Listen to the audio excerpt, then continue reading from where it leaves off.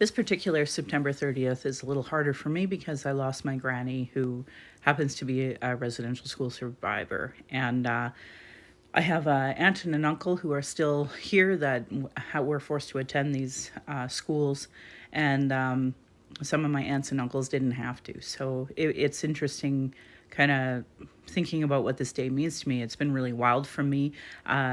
Did a lot of different events this week, and I'll probably talk a lot further about that in my podcast. But I wanted to bring attention to a friend of mine. Her name is Kat, and she helps run the Reconciliation Action Group, and she also runs a Settler Book Club.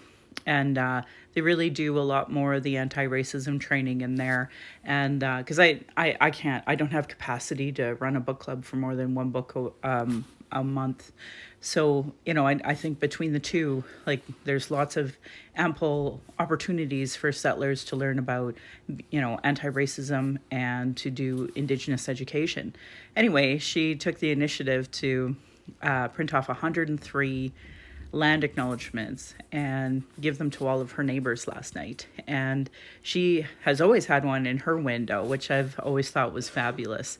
But I think that a lot of Canadians, they could do a lot more, whether it's in their workplace, whether it's in their extracurricular activities, their nonprofits, the community associations, sports clubs, all of that. And speaking of sports clubs, let me tell you, I get lots of conversation starters, even by men.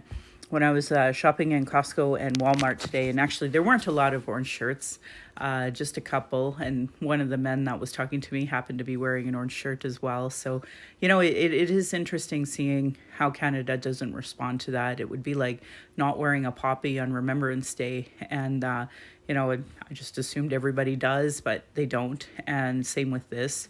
So I'm really hoping that people will see that they have a role to play. This isn't just about Indigenous healing, which, of course it is in a lot of ways, but Canadians need to see that this was something they did to Indigenous, so they have a responsibility to change the outcomes that are happening today. So, yeah, let me know how your Reconciliation Day went, how Truth and Reconciliation went for you.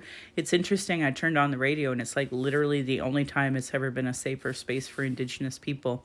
So I would love for what I heard today on the radio to be something we hear 365 days a year, rather than purposely excluding the people Canadians made treaty with in order to live here.